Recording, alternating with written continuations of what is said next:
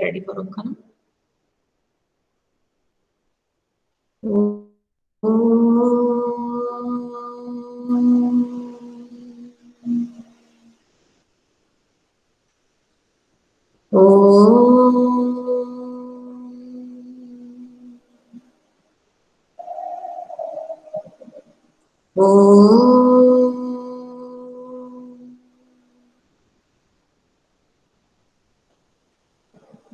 साईराम। काजल, क्योंकि अभी बाकी बच्चे नहीं आए हैं तो let us start with something new. अभी स्कूल में बच्चों का आना शुरू हो गया है तो मैंने उनके साथ कुछ डिस्कस किया था, आज हम वही डिस्कस करते हैं, ठीक है? Narendra. Sairam ma'am. Sairam, 1 minute late. Please join at proper time. समय से आने की कोशिश किया कीजिए, ठीक है? Yes ma'am. चलो, आज हम आप लोग जब स्कूल आए थे तो हमने कहानी कविता के तत्वों की बात की थी। Kajal, am I audible to you? Yes ma'am. ठीक है, तो आज हम, क्योंकि आपका और मोहित का प्रेजेंटेशन था but Mohit is not in the class till now, तो हम काव्य का स्वरूप के अंतर्गत कविता के तत्व जानने की कोशिश करते हैं, ठीक है? जनसंचार और प्रिंट मीडिया के अंतर्गत आपसे कहानी, नाटक, कविता, एकांकी, उपन्यास के तत्वों की भी चर्चा की जा सकती है, से संबंधित प्रश्न पूछे जाएंगे। उसके लिए आपको तत्पर रहना है, okay? Ritu, am I audible? Ritu, आज भी आपने 2 मिनट देर से ज्वाइन किया है क्लास।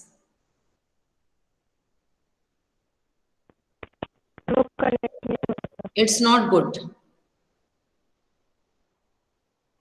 बहुत बार मैं आप लोगों से रिक्वेस्ट कर चुकी हूँ कि प्लीज, यदि 11:10 का समय है तो 1 मिनट पहले, 2 मिनट पहले आप ज्वाइन करेंगे। ज्यादा जल्दी मत कीजिए बट 1-2 मिनट पहले ज्वाइन कीजिए, ओके? ठीक है ऋतु, अगली बार से लेट नहीं होंगे। चलो, अब हम प्रेजेंट करते हैं। आप में से कोई एक मुझे बताइएगा स्क्रीन विजिबल है या नहीं।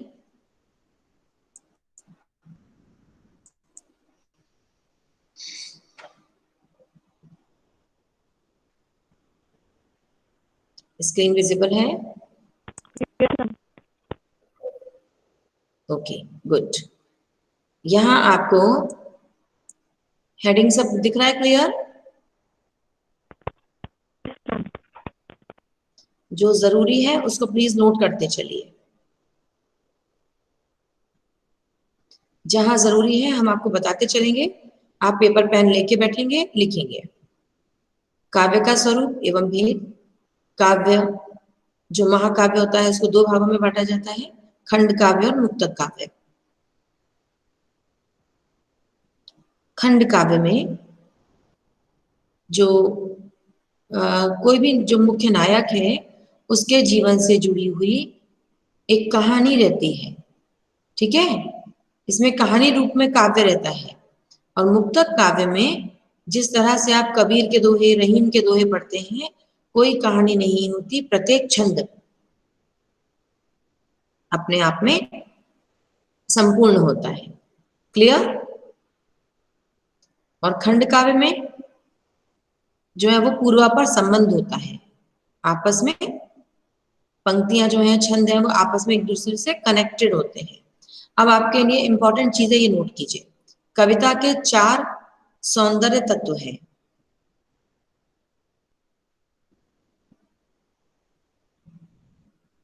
लिख रहे हैं तो मैं रुकूं? Yes ma'am. 4 सौंदर्य तत्व हैं। भाव सौंदर्य, तो आप केवल ऐसे बस लिख दीजिए एरो बना के, भाव, विचार, नाद और अप्रस्तुत योजना।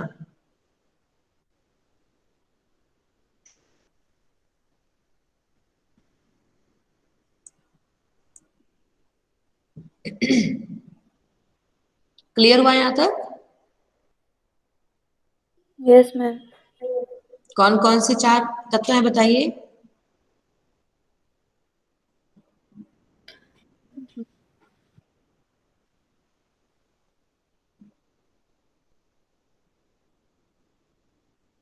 जल्दी रिपीट करो, बहुत सारा डिस्कशन है।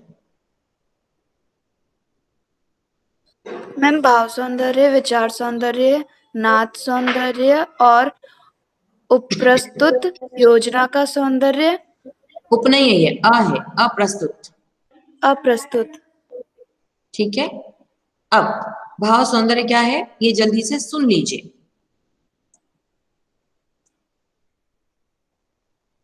प्रेम, करुणा, क्रोध, हर्ष, उत्साह आदि का विभिन्न परिस्थितियों में मर्मस्पर्शी चित्रण ही भाव सौंदर्य है। भाव सौंदर्य को ही साहित्य शास्त्रों ने रस कहा है। प्राचीन आचार्यों ने रस को काव्य की आत्मा माना है। श्रृंगार, वीर, हास्य, करुण, शांत, भयानक, अद्भुत, बीभत्स 9 रस माने जाते हैं। परवर्ती आचार्यों ने वात्सल्य और भक्ति को भी अलग से रस माना है। सूर के बाल वर्णन में वात्सल्य का, गोपी प्रेम में श्रृंगार का, भूषण की शिवा बावनी में वीर रस का। इसको, ये इंपॉर्टेंट नहीं है। आप प्रेम और करुणा से लेकर वात्सल्य और भक्ति को अलग रस माना है। यहां तक मैंने पढ़ा, आपको कौन सी बात समझ नहीं आई बताइए?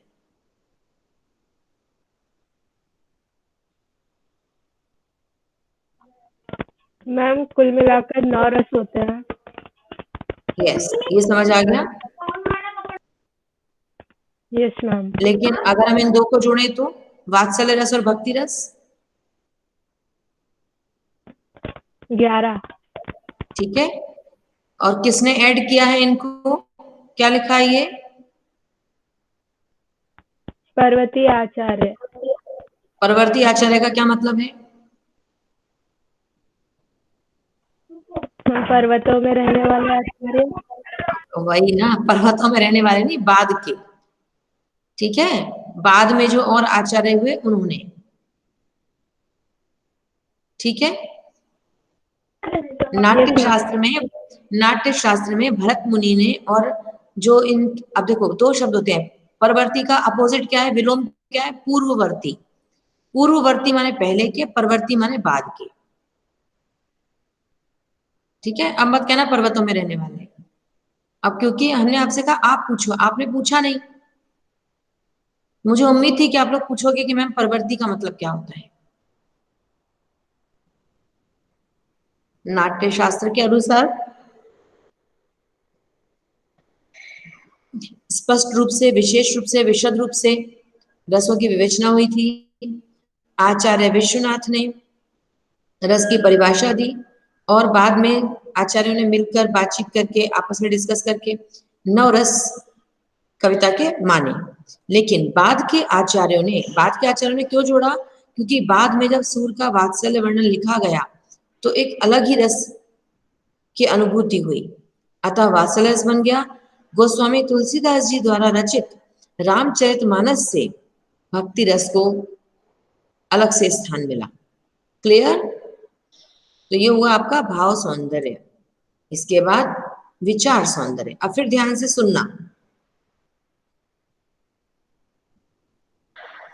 जो समझ नहीं आए पूछना। ओके बेटा, आवाज आ रही है ना ठीक से? Yes ma'am. मैम। विचारों की उच्चता से काव्य में गरिमा आती है। गरिमापूर्ण कविताएं प्रेरणादायक भी सिद्ध होती हैं। उत्तम विचारों एवं नैतिक मूल्यों के कारण ही कबीर, रहीम, तुलसी और वृंद के नीति परक दोहे और गिरधर की कुंडलियां अमर हैं। इनसे जीवन के व्यवहारिक शिक्षा, अनुभव और प्रेरणा प्राप्त होती है। आज की कविता में विचार सौंदर्य के प्रचुर उदाहरण मिलते हैं। गुप्त जी की कविता में राष्ट्रीयता, देश प्रेम आदि का विचार सौंदर्य है। दिनकर के काव्य में सत्य, अहिंसा और अन्य मानवीय मूल्य हैं। प्रसाद की कविता में राष्ट्रीयता, संस्कृति और गौरवपूर्ण अतीत के रूप में विचारों का सौंदर्य देखा जा सकता है। आधुनिक प्रगतिवादी कवि जनसाधारण के चित्र, शोषित एवं दीनहीनों के प्रति सहानुभूति, शोषकों के प्रति विरोध आदि प्रगतिवादी विचारों का भी ही वर्णन करते हैं। अभी मैंने जितने शब्द पढ़े, किस शब्द का आपको बोध नहीं है, किस शब्द के मायने आपको पूछने हैं?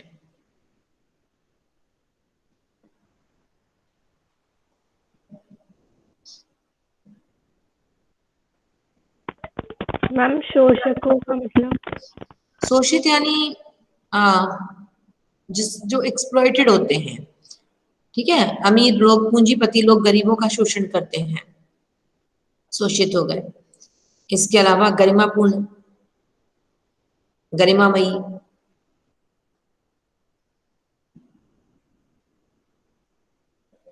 ठीक है। और कोई शब्द? यहाँ प्रसाद का मतलब है जयशंकर प्रसाद। अच्छा एक बात बताओ, भाव और विचार में क्या अंतर है? अभी था भाव सौंदर्य, ये है विचार सौंदर्य। भाव और विचार में क्या अंतर है?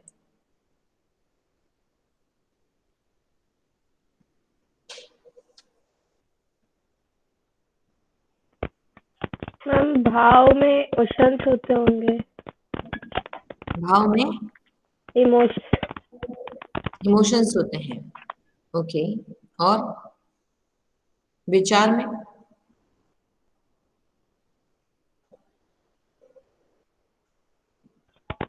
मैम विचार में जो भी दिमाग में आए वो हो सकता है शायद। हाँ, आपने सही बताने की कोशिश की है, लेकिन थोड़ा सा ऐसे समझ लो मैं कि जो विचार है, हाँ मैम भाव जो होता है वो हम लोग के चेहरे पे दिखाई देता है, जैसे कि हम रो रहे हैं, हंस रहे हैं वैसे, पर जो विचार होते हैं वो दिखाई नहीं देते। हाँ, ये भी एक सुंदर बात कही आपने, वेरी गुड। और बताइए। काजल ने जो कहा वो ये कि विचारों के अनुरूप हमारे चेहरे पर जो अलग अलग परिवर्तन आते हैं, जिससे लोग हमें भाप लेते हैं कि हम खुश हैं, कि हम दुखी हैं, ना? यही कहना चाहते हो ना Kajal? Yes ma'am. Yes, good. और कुछ बात? चलो ओके, दोनों ने अच्छा बताया। भाव का जो संबंध है वो रसों से है, हमारी हृदय पक्ष से है, और विचार का संबंध हमारे मस्तिष्क से है, ठीक है। ऋतु ने बिल्कुल सही कहा कि जो इमोशंस हैं उससे कनेक्टेड जो कुछ है वो भाव है, और जो हमारे गहन विचारों से, हमारे मस्तिष्क की जो गहनता है, गंभीरता है, गरिमा है, उससे जो संबंधित है वो विचार है, ठीक है। और हम इसको और एक आसान उसमें कह सकते हैं कि जब विचारों को हम अनुभूति पक्ष पर ले जाते हैं और प्रस्तुत करते हैं, तब वह भाव का स्वरूप धारण कर लेते हैं। क्लियर? अब तीसरा है नाद सौंदर्य। नाद का मतलब है ध्वनि। कविता छंदबद्ध रचना होती है, छंद से ध्वनि उत्पन्न होती है, नाद की सृष्टि होती है, ध्वनि उत्पन्न होती है। छंद के द्वारा ही कविता में लय, तुक, गति और प्रवाह का समावेश होता है। वर्ण और शब्द के सार्थक और समुचित विन्यास से, विन्यास माने बहुत सुंदर तरीके से उसकी सजावट से कविता में नाद, सौंदर्य और संगीतात्मकता आ जाती है तथा कविता का सौंदर्य बढ़ जाता है। यह सौंदर्य श्रोता और पाठक के हृदय में आकर्षण पैदा करता है। वर्णों की बार बार आवृत्ति तथा विभिन्न अर्थ वाले एक ही शब्द के बार बार प्रयोग से भी कविता में नाद, सौंदर्य का समावेश होता है। जैसे खग कुल कुल सा बोल रहा, किस लय का अंचल डोल रहा। यहाँ खग कुल कुल कहने से, कहकर कवि ने नाद की सृष्टि की है। यह पक्षियों के कलरव में नाद सौंदर्य को देखा जा सकता है। कवि ने शब्दों के माध्यम से नाद सौंदर्य के साथ पक्षियों के समुदाय और हिलते हुए पत्तों का चित्र प्रस्तुत किया है।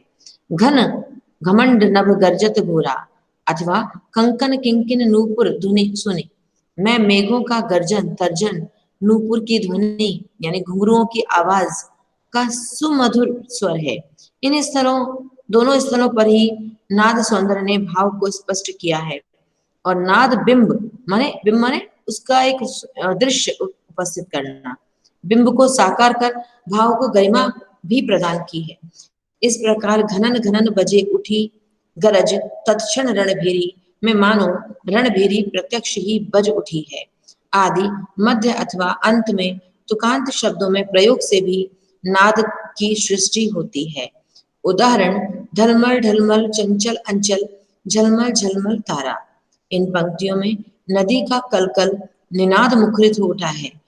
पदों की आवृत्ति से भी नाद सौंदर्य में वृद्धि होती है। यह क्या बात समझ नहीं आई? पूछो।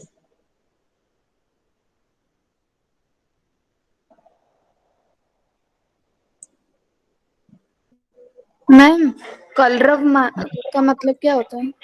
Very good. कलरव माने शोर, आवाज। ठीक है, पक्षियों का कलरव, पक्षियों के चहचहाने की आवाज। और कुछ बाकी सबको स्पष्ट है? ये पंक्तियां मुझे खुद भी बहुत अच्छी लगती हैं। हमको लिख्यो ए कहा, हमको लिख्यो ए कहा, हमको लिख्यो ए कहा, कहन सबे लगी। ये पंक्तियां सूरदास जी द्वारा रचित किससे हैं? पता है कुछ, किसी को आइडिया? भ्रमर गीत से, है ना। यहाँ पर जब उद्धव श्री कृष्ण की पाती लेकर आते हैं, श्री कृष्ण का पत्र लेकर आते हैं, तब सब गोपियां जो है ना वो उनसे मिलकर पूछने लगती हैं, मेरे लिए क्या लिखा है, मेरे लिए क्या लिखा है, मेरे लिए क्या लिखा है। तो यहाँ पर जब 3 बार रिपीट किया है तो ये नाद सौंदर्य भी है और यहाँ पर पुनरुक्ति विप्सा अलंकार होता है। ये इतना आपको जानने की जरूरत है नहीं। अब देख लीजिएगा अप्रस्तुत योजना का सौंदर्य। कवि विभिन्न दृश्यों, रूपों, तथ्यों का मर्म स्पर्शी और हृदय स्पर्शी बनाने के लिए अप्रस्तुत का सहारा लेता है। अप्रस्तुत योजना में यह आवश्यक है कि उपमेय के लिए जिस उपमान की प्रकृत के लिए जिस अप्रकृत की ओर प्रस्तुत के लिए जिस अप्रस्तुत की योजना की जाए उसमें सादृश्य अवश्य हो। सादृश्य के साथ साथ उसमें जिस वस्तु व्यापार गुण के सदृश वस्तु व्यापार और गुण का समावेश किया जाए वह उसके भाव के अनुकूल हो। इन अप्रस्तुतों के सहयोग से ही कवि भाव सौंदर्य की अनुभूति को सुलभ बनाता है। कभी रूप साम्य, धर्म साम्य, कभी प्रभाव साम्य के आधार पर दृश्य बिंब उभार कर काव्य सौंदर्य को व्यंजित करता है। मुझे पूर्ण विश्वास है कि इसमें आपको कुछ भी समझ नहीं आया होगा। Yes ma'am. केवल एक बच्चे की आवाज आ रही है, बाकी को सब समझ में आ गया। मैम नहीं आया। फिर आप लोग पूछ ही नहीं रहे हो, बस काजल ही मेरे से बात कर रही है, वही प्रश्न पूछ रही है। देखो, अप्रस्तुत का मतलब ये है, मैं आपको सरल भाषा में समझाऊं। यदि आपको भगवान के चरणों की व्याख्या कर, चरणों की के प्रति अपनी अनुभूति, अपने भाव को व्यक्त करना है, ठीक है। तो आपने अपने विद्यालय में भी सुना है ना, हम क्या कहते हैं जब हम साईं के चरणों की बात करते हैं, प्रणाम करते हैं, तो क्या बोलते हैं?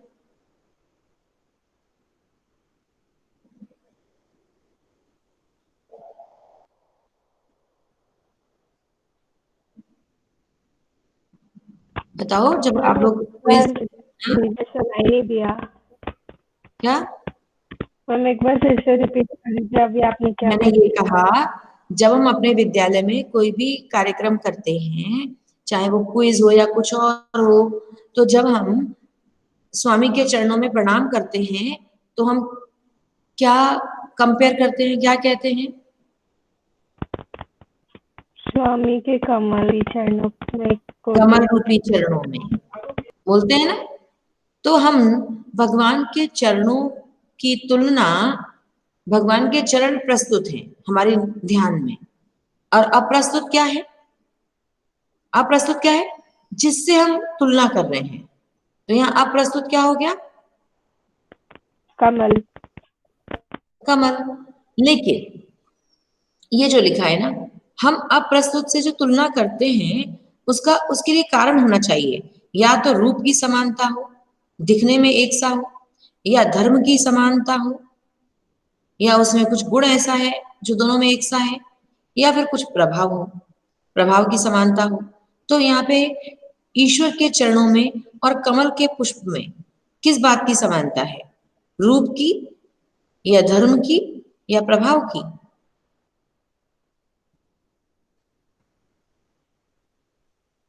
उनका दोनों का रूप एक सा है या दोनों का गुण एक सा है या दोनों का असर एक सा है? मैम असर। रिपीट, निसंकोच बोलो, बिना डरे बोलो। मैम असर। आवाज क्लियर नहीं आ रही। मैम वो बोल रही है असर। असर नहीं, दोनों का गुण। कैसे? कमल भी पवित्र है, कमल को बहुत पायस माना जाता है, पवित्र माना जाता है। ईश्वर के चरण भी पवित्र हैं, ठीक है। दूसरी बात, कमल का पुष्प बहुत कोमल है, बहुत सुंदर है, बहुत सौम्य है, स्वामी के चरण भी। तो यहाँ पर किस बात की समानता है? गुण की, ठीक है। तो इस तरह से अप्रस्तुत। अब जैसे हम किसी के मुख की तुलना करें चंद्रमा से, तो मुख क्या हो गया? प्रस्तुत। चंद्रमा क्या हो गया? अप्रस्तुत, ठीक है। अब समझ में आया इसका मीनिंग जो मैंने पढ़ा था?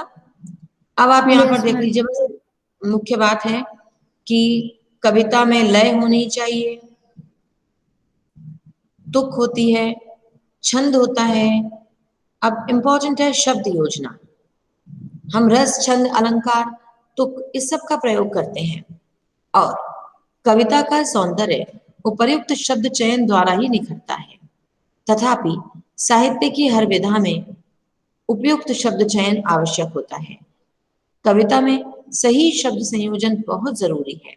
भारतीय काव्य शास्त्र में 3 शब्द शक्तियां मानी गई हैं: अभिधा, लक्षणा, व्यंजना। अभिधा सामान्य अर्थ रखती है, लक्षणा संबंधित अर्थ रखती है, व्यंजना दोनों ही अर्थों में विलक्षण अर्थ का बोध कराती है। व्यंजना की बहुलता से कविता में 4 चांद लग जाते हैं। कविता में नाद, सौंदर्य शब्द संयोजन पर भी निर्भर करता है। निम्नलिखित उदाहरण में शब्द संयोजन का चमत्कार देखिए। पपियों की वह पिन पुकार, निर्झरों की भारी झरझर, झींगुरों की झीनी झंकार, घनों की गुरु गंभीर गहर, बिंदुओं से छनती झंकार। इस तरह से आप देख रहे हैं कि पहले पंक्ति में प वर्ण की आवृत्ति हो रही है, दूसरे में झ वर्ण की आवृत्ति हो रही है, तीसरे में भी झ वर्ण की आवृत्ति हो रही है। इसमें क ख ग यानी क वर्ग के वर्णों की आवृत्ति हो रही है। क ख नहीं है, फिर ग घ। तो इस तरह से शब्दों का चयन करके ही नाद सौंदर्य उपस्थित किया जाता है। ये उसका बाकी का हिस्सा है। नेक्स्ट, कविता में बहुत जरूरी होता है कि भाषा चित्रात्मक हो, कुछ इस तरह से प्रस्तुत किया जाए कि पढ़ने वाले के मन में एक चित्र उपस्थित हो जाए। मेरो मन अनंत कहाँ सुख पावे, जैसे उड़े जहाज को पंछी फिर जहाज पर आवे। ये रचना सूरदास जी की है। कौन हो तुम? बसंत के दूत, विरस पतझड़ में अति सुकुमार, घर तिमिर में चपला की रेख, तपन में शीतल मंद बयार। प्रस्तुत रचना जयशंकर प्रसाद जी की है। कविता में अलंकारों का होना बहुत जरूरी होता है, ये हम आपको पढ़ाते समय बताते ही हैं। अनुभूति बहुत तीव्र होनी चाहिए। जब तक अनुभूति तीव्र नहीं होगी तब तक सुंदर कविता का सृजन नहीं होगा। सामान्यतः यह सामान्य उक्ति है कि गद्य, यहाँ गद्य लिख दिया हुआ है, गद्य का संबंध मस्तिष्क से है, काव्य का संबंध हृदय से। इस प्रकार का संबंध अनुभूति में तीव्रता के कारण होता है। सामान्य जनों की अपेक्षा कवि संवेदनशील होता है। वाल्मीकि ने भी जब क्रोंच पक्षी के जोड़े में से एक को मरते हुए देखा तो उनके मुख से शिकारी के प्रति शाप के रूप में श्लोक फूट पड़ा। इससे इस बात की पुष्टि होती है कि कविता हृदय की वस्तु है। काजल और बाकी बच्चे, ये बात समझ आई कि कविता का संबंध किससे है? हृदय से। और गद्य का संबंध किससे है? मस्तिष्क से। यानी कविता में क्या है? भाव, और गद्य में क्या होता है? विचार। क्लियर? पंत जी ने लिखा है, वियोगी होगा पहला कभी, आह से उपजा होगा गान, उमड़ आंखों से चुपचाप, वही होगी कविता अनजान। ये बहुत सुंदर पंक्ति है, आप इसको याद कर सकते हैं, समझ सकते हैं। जीवन के सुख दुख के प्रति कवि की प्रतिक्रिया कविता के रूप में फूट पड़ती है।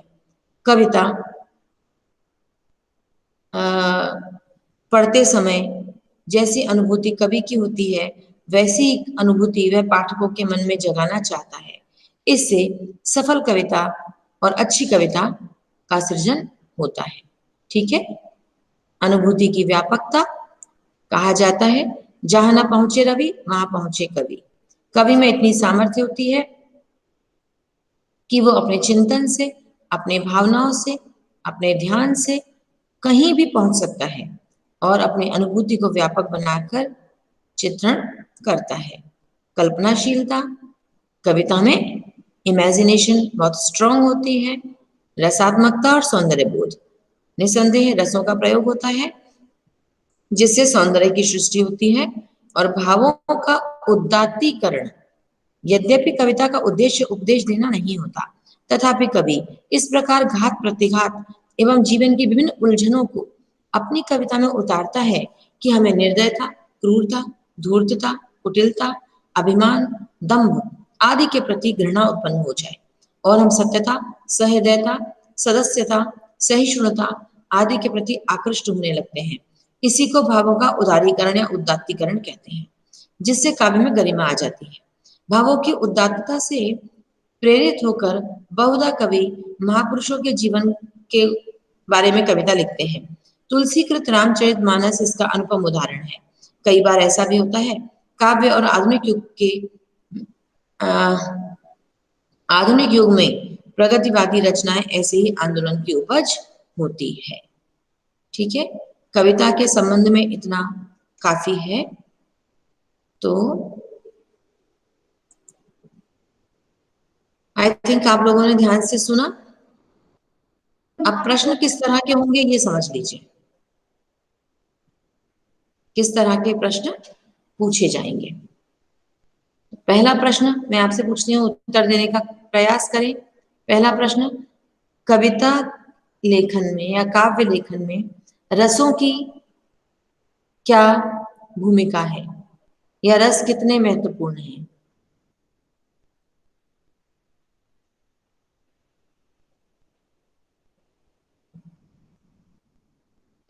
मैम, रस का महत्व उसमें ऐसा होता है कि जैसे कोई कविता लिखी हुई है तो हमें रस से ये पता चलता है कि वो भक्ति मतलब भक्तिपूर्ण कविता है या फिर उसमें सौंदर्य रस है, मतलब कि ठीक है, श्रृंगार रस है, भक्ति रस है। ओके नरेंद्र, 9 रस होते हैं मैम, तो हाँ 9 रस होते हैं। यस नरेंद्र, आप बताने की कोशिश करो।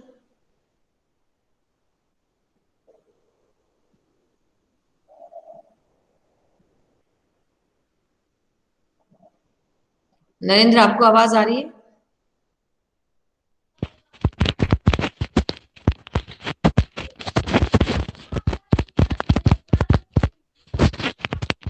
माइक ऑन है लेकिन आपकी आवाज मुझे नहीं आ रही। चलो अच्छा, दूसरा प्रश्न। नरेंद्र बोल पा रहे हैं क्या?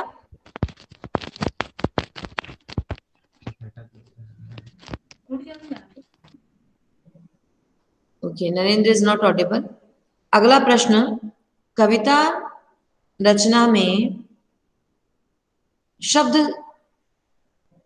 कितने महत्वपूर्ण होते हैं? शब्दों का क्या महत्व है?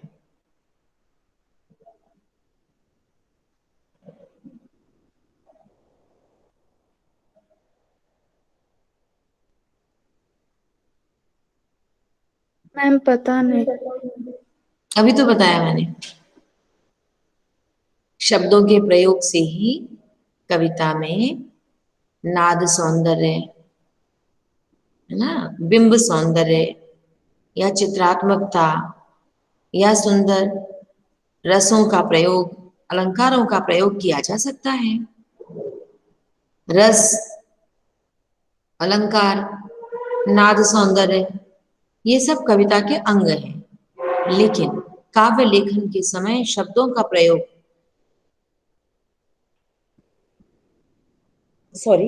काव्य लेखन के समय शब्दों का प्रयोग अत्यंत अनिवार्य है, क्योंकि शब्दों के बिना कविता को प्रस्तुत नहीं किया जा सकता। चाहे बोलना हो या कविता लिखना हो, कैसे लिखोगे जब तक शब्द नहीं होंगे तो? Yes ma'am. ओके, तो आप कहेंगे कि कविता के अन्य तत्वों के अंतर्गत रस सौंदर्य, भाव सौंदर्य, अलंकार सौंदर्य, छंद सौंदर्य समाहित रहता है, लेकिन समस्त सौंदर्य की प्रस्तुतिकरण के लिए शब्दों का प्रयोग अत्यंत अनिवार्य है। शब्दों के सुंदर प्रयोग के बिना हम कविता को प्रस्तुत नहीं कर सकते। ठीक है? और अभी मैंने शब्द शक्तियां कौन कौन सी बताई?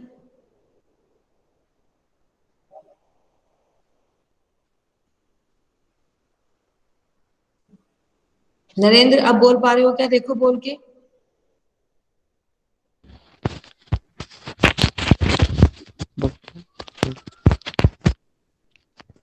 आज आपकी आवाज क्यों नहीं आ रही नरेंद्र? चलो काजल, शब्द शक्तियां सुनी थी? मैम अलंकार।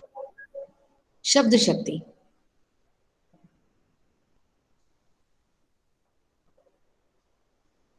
अभिधा, लक्षणा, व्यंजना।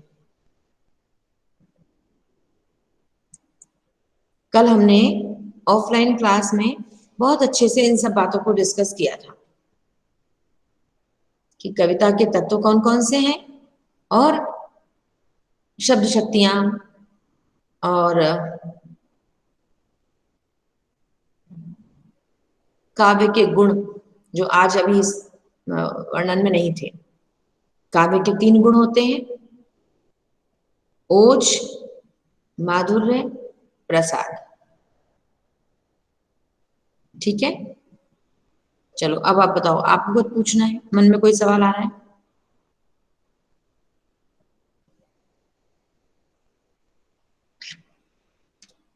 Any question that you want to ask?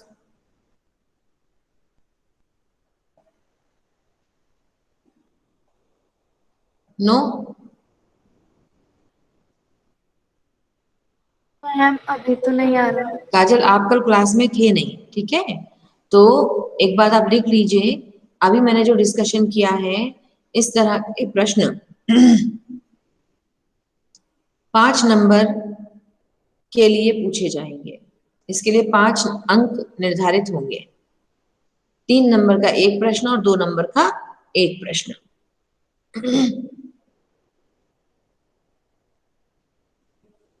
लिख रहे हैं आप? Yes ma'am. है ना? 3 नंबर का एक, 2 नंबर का एक।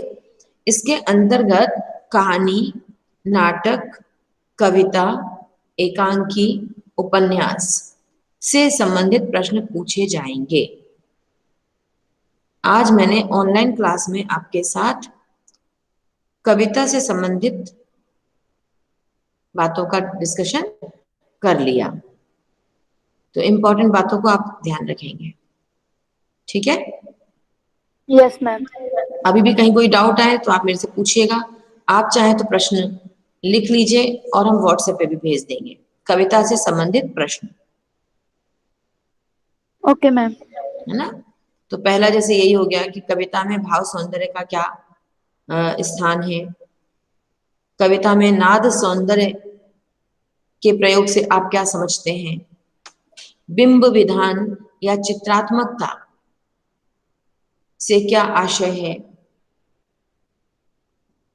रस कितने प्रकार के होते हैं।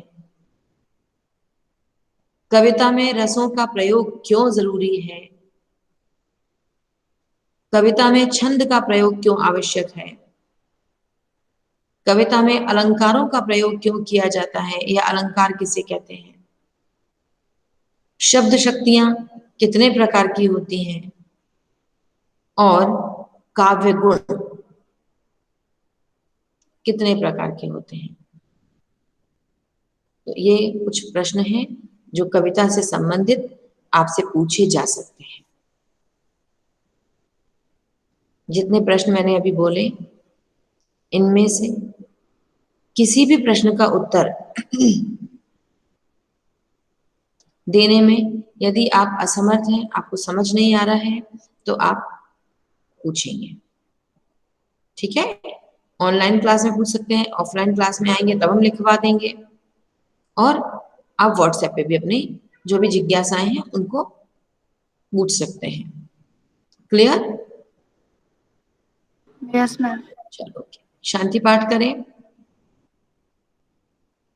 Please join your hands, close your eyes.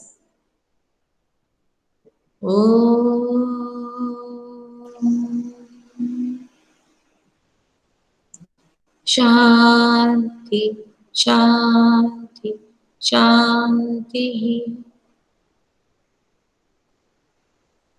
Sai Ram, God bless you all. Sairam ma'am, thank you Sai ma'am. Ram.